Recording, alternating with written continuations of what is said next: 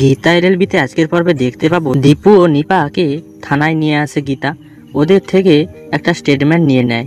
Gita ভজনকে phone করে বলে আমাকে মারতে গিয়েছিল যে চারজন, তাদের মধ্যে দীপু ও নিপা এখন থানায়, ওরা স্টেটমেন্ট দিয়ে দিয়েছে। বাকি দুইজন তারপর তোমার জেলে ঢোকার পালা। ভজন মিত্তির। ভজন বলে এইসব কি বলছিস গীতা? গীতা বলে আমি একদম ঠিকই বলছি। স্বপ্না গীতাকে বিদায় দেওয়ার জন্য সব গোছাতে থাকে। স্বস্তিক আসে, স্বস্তিককে বলে স্বপ্না, গীতা ও তুমি মিলে মুখার্জি বাড়িতে যাবে। গীতা কোথায়, তুমি ফোনটা লাগিয়ে দাও তো। স্বস্তিক গীতাকে ফোন লাগিয়ে শাশুড়ি মাকে ফোনটা দেয়। স্বপ্না বলে গীতাকে তুই কোথায়, বাড়ি আয়, তুই ও স্বস্তিক মিলে মুখার্জি বাড়ি ফিরে যাবি। গীতা বলে আমি যাব না মুখার্জি বাড়িতে। গীতা ফোন কেটে দেয়। গীতার পাশে থাকবে বলে স্বস্তিক আসে গীতাকে আনতে থানায়। স্বস্তিক ও গীতা কলোনিতে আসে।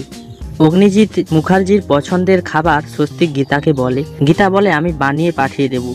স্বস্তিক বলে তুমি বাবার জন্য রান্না করে দেবে? গীতা বলে হ্যাঁ। তো বন্ধুরা, গীতার পাঠানো রান্না জেনে শ্বশুরমশাই অগ্নিজিৎ মুখার্জি কি খাবে? আপনাদের মতামত অবশ্যই কমেন্টে জানিও। আর নতুন নতুন আপডেট পেতে আমাদের চ্যানেলটিকে লাইক ও সাবস্ক্রাইব করে পাশে থাকুন।